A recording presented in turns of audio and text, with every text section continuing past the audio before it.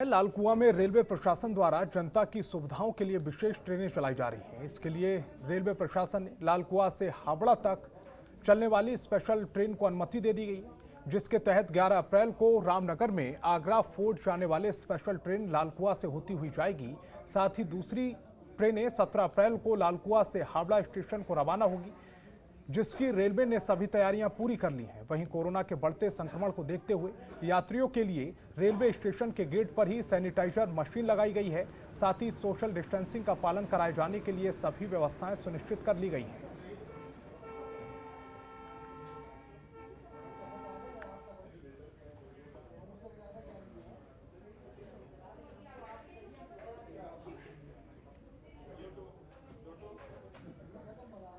सल्ट विधानसभा उपचुनाव की शांतिपूर्वक, निष्पक्ष और पारदर्शी तरीके से संपन्न कराने के लिए मतदान कर्मियों को प्रशिक्षित किया जा रहा है। कर्मियों को अल्मोड़ा के उदय शंकर अकादमी में द्वितीय चरण का प्रशिक्षण दिया गया। इस दौरान मतदान कर्मियों को ईवीएम और वीवीपैट के अलावा अन्य प्रशिक्षण भी दिया गया।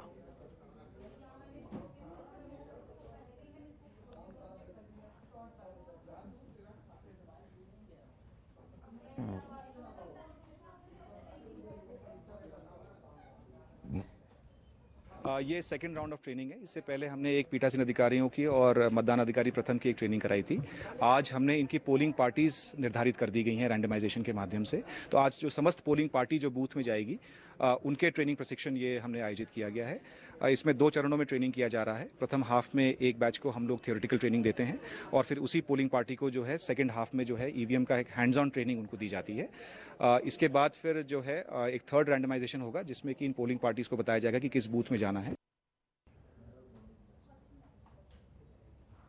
एक तरफ जहां पूरे देश में कोरोना की रोकथाम को लेकर तेजी के साथ वैक्सीनेशन का काम चल रहा है, तो वहीं जसपुर में विद्यालयों में पढ़ाने वाले शिक्षक वैक्सीन न लगाने की वजह से नाराज है। शिक्षकों की माने तो बच्चों को पढ़ाया जाता है और बाहर भी आना जाना रहता है। ऐसे में उन्हें भी कोरोना वैक्सीन समय पर लगनी चाहिए।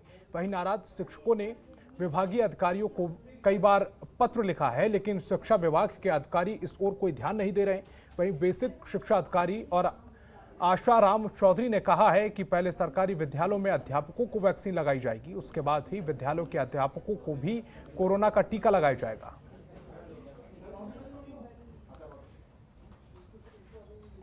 टीकाकरण के लिए स्वास्थ्य विभाग से चिट्ठी आई है, तो टीचरों को स्वास्थ्य विभाग में भेजा जा रहा है। सभी विद्यालयों को अभी फिलहाल पहले चरण में इंटर कॉलेज के जो विद्यालय हैं, हाई स्कूल हैं, उनके टीचरों को प्रधानाचार्य को लेटर भेज दिया गया है कि अपने विद्यालय के स्वयं सहित सभी शिक्षकों को ले जाकर के या अन्य कर्मचारियों को जो विद्यालय के हैं उनका टीकाकरण करवाएं।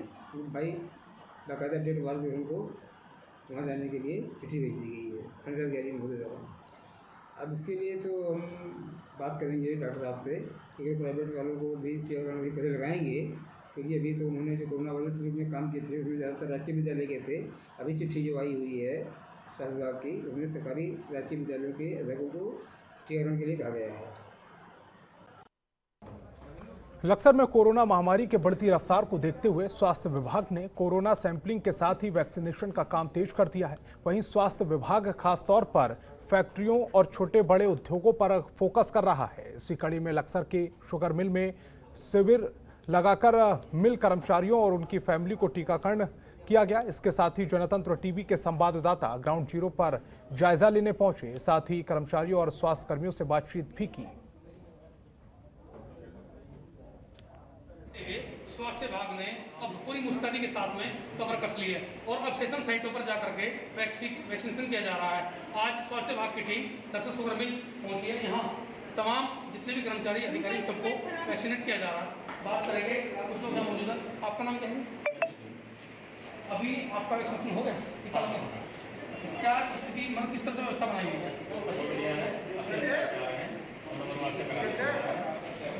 अपनी अपनी बारी के साथ ठीक है। और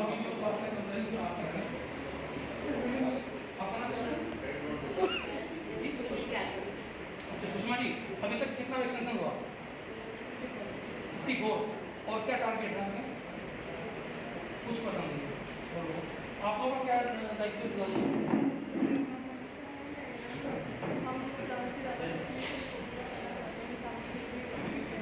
अच्छा नहीं, जिस तरह से आपने क्या डाटा एंट्री का काम आपको दिया हुआ है, एंट्री कर दिया। अच्छा, और लोग जो हैं उनसे बात करेंगे। मुझे लगता है कि शायद शुगर मिल के अधिकारी यहाँ पहुँचे। सर, आपके जिम्मे पूरे कर्मचारियों की सुरक्षा का भी हुआ है। बीजेपी के प्रदेश अध्यक्ष मदन कौशिक के उत्तरकाशी गंगा घाटी पहुंचने पर पार्टी कार्यकर्ताओं ने उनका स्वागत किया है। इस दौरान महिलाओं ने पारंपरिक तरीके से प्रदेश अध्यक्ष का स्वागत किया। वहीं मदन कौशिक ने यहां एक जनसभा को संबोधित किया। मदन कौशिक ने कहा कि जनसभा में बोलते हुए उन्होंने कहा है कि राज्य और केंद्र सरकार के विकास कार्यों की बदौलत 2022 के विधानसभा चुनाव में पार्टी 60 से अधिक सीटें जीतने में सफल रहेगी। वहीं उन्होंने कार्यकर्ताओं को सरकार की योजनाओं और कार्यों जनता तक पहुंचाने की अपील की है। हालांकि इस दौरान कोरोना नियमों की खूब धज्जियां उड़ाई गई।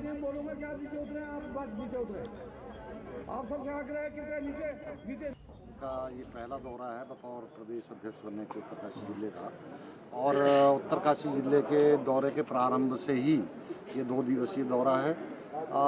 बहुत भारी उत्साह कार्यकर्ताओं के अंदर है, और कार्यकर्ताओं के उत्साह को देख करके लग रहा है कि जो आने वाली लड़ाई है, राजनीतिक लड़ाई 2022 की, वो कार्यकर्ताओं के उत्साह के दम पे ही उसमें पार्टी जो है विजय होगी। और निश्चित रूप से अध्यक्ष जी के इस दौरे से कार्यकर्ता भी जो है रिचार्ज हुआ है, उसमें उत्साह आया है, और ये उत्साह जो है हमारे आगे आने वाले चुनाव में काम आएगा। सितारगंज रामलीला सभागार में बीजेपी पार्टी के कार्यकर्ताओं ने पार्टी का 41वां स्थापना दिवस मनाया। स्थापना दिवस के मौके पर सितारगंज के बीजेपी विधायक सौरभ बहुगुणा मुख्य अतिथि के रूप में कार्यक्रम में शामिल हुए। बीजेपी विधायक सौरभ बहुगुणा ने कहा कि बीजेपी का गठन 6 अप्रैल 1980 को किया गया था, और आज बीजेपी देश की सबसे मजबूत और विश्व की सबसे बड़ी राजनीतिक पार्टी बन चुकी है। साथ ही विधायक सौरभ बहुगुणा ने पार्टी के स्थापना दिवस के मौके पर सभी कार्यकर्ताओं को शुभकामनाएं दी और आगामी 2022 के चुनाव की तैयारियों में जुट जाने की कार्यकर्ताओं से अपील की।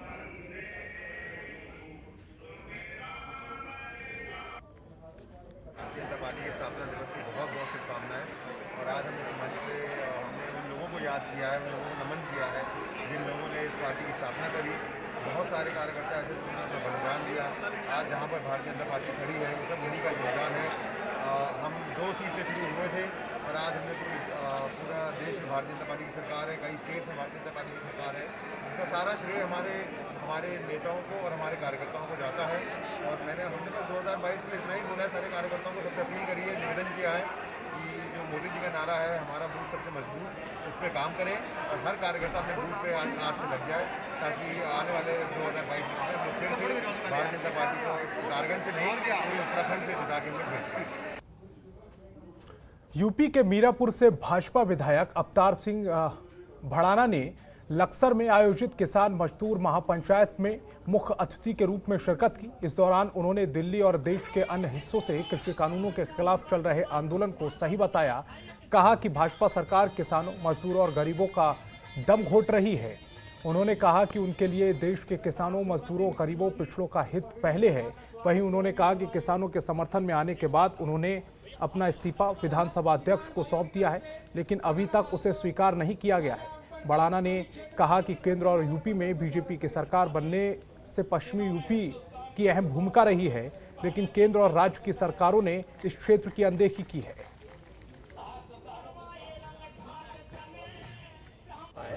देश के किसान का मसला है, तो उसमें ज्वाइंट पार्लियामेंट बुला के मेंबर पार्लियामेंट्स को, ज्वाइंट पार्लियामेंट में जितने एमपीज हैं, ऑल राज्यसभा विधानसभा, उनको बुलाकर ऑनलाइन मीडिया के सामने हाथ खड़े करवा लें कि आप इस बिल के फेवर में कितने लोग हैं और इसके विरोध में कितने लोग हैं।